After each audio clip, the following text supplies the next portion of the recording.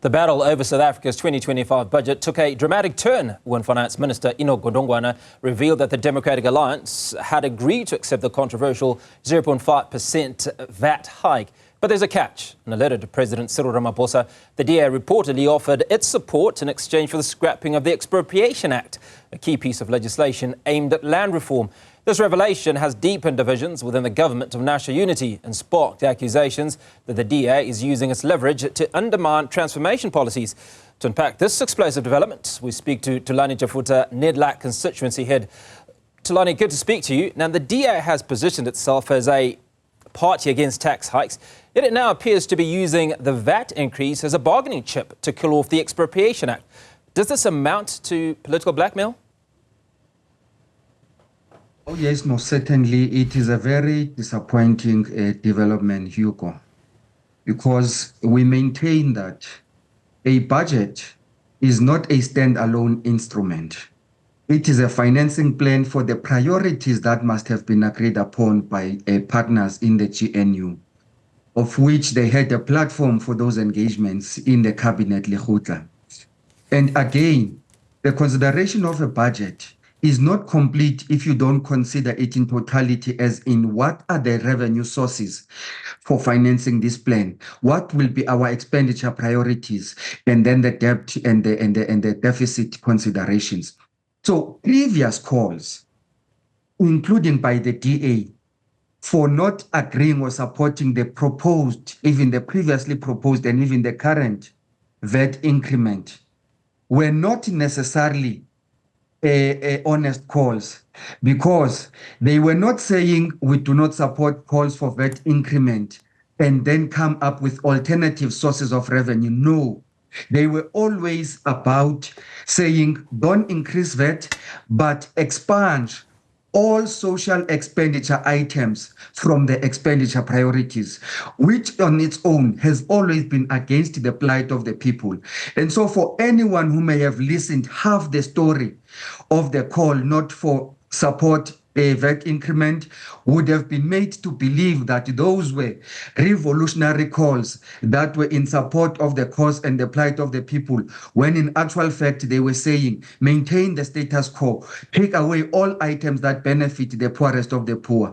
And so it is a disappointing development, because it is about political expediency and trade-offs. And it is for us disappointing, because that is a significant hallmark of what has collapsed governance in all municipalities that have been governed through coalitions in South Africa, because they have been about the behind-the-scene political juggling and trade-offs between the political parties, to the complete isolation of the genuine plight of the people. And once we start to set our foot in that trajectory, it means only one thing, and that is the collapse of governance. So in many ways, critics have argued that this move benefits big businesses and wealthy property owners at the expense of the historically dispossessed South Africans. Is this an attack on land reform? It is an attack on land reform. It is an attack on transformation as a whole. It is an attack on development. It is myopic in its nature, and it is not sustainable.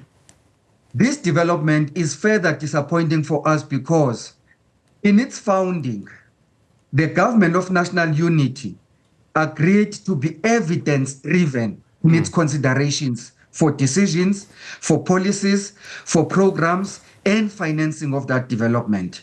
Now, they are becoming completely ignorant of the evidence. Let me make a practical example of why this is anti-transformation, even anti-constitution. If you take only one imperative on Human Development Index, Human Development Index measures 3 variables. One, it is education, the extent of the level of education that your citizens have.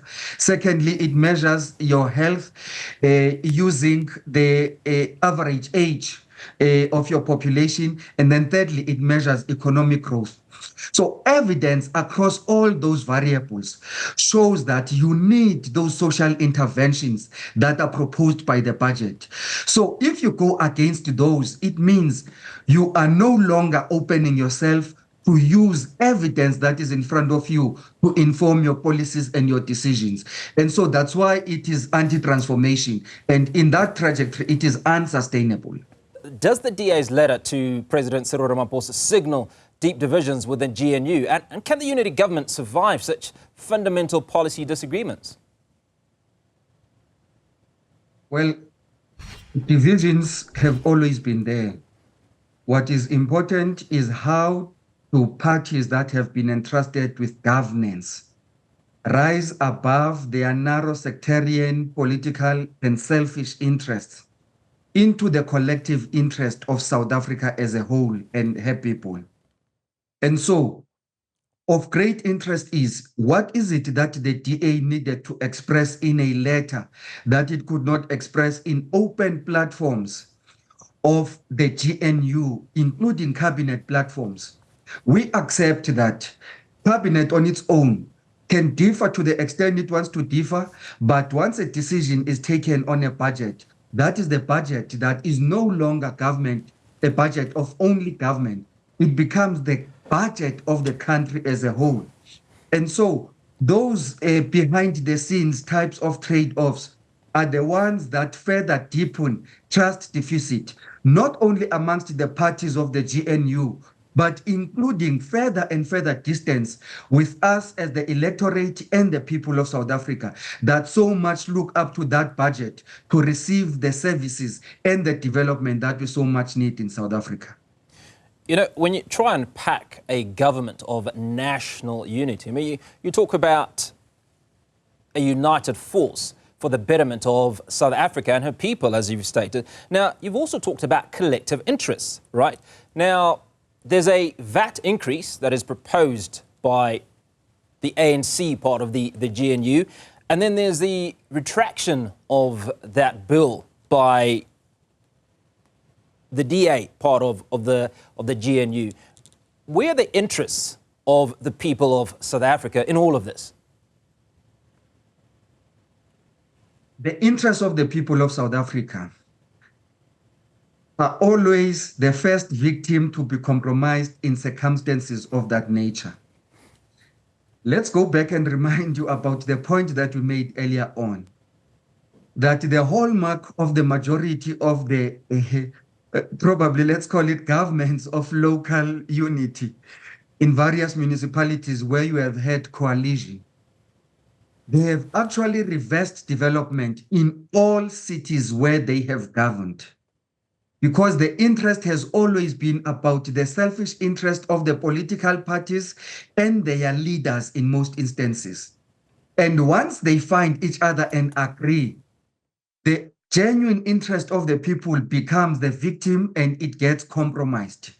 So the same is possible to happen in this case, that if the political parties that are in the GNU can find each other on any issue, then it's all nice and happy, and they no longer focus on the bigger prize, which is the development of South Africa, providing services to the people of South Africa. And so that is why we always keep a watch.